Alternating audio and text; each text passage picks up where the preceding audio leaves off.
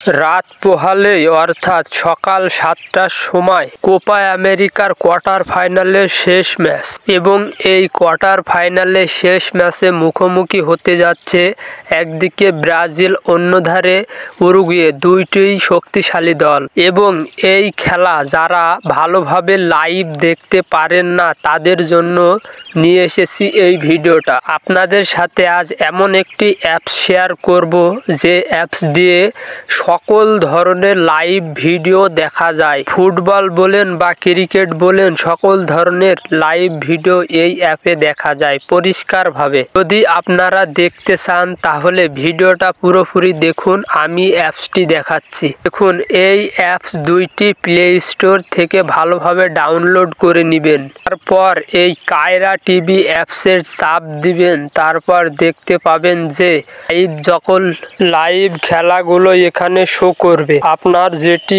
ইচ্ছা সেটি দেখতে পাবেন। ভিডিওটি ভালো লাগলে অবশ্যই সাবস্ক্রাইব করে দিবেন আর এমন ভিডিও আরো দেওয়ার চেষ্টা করব।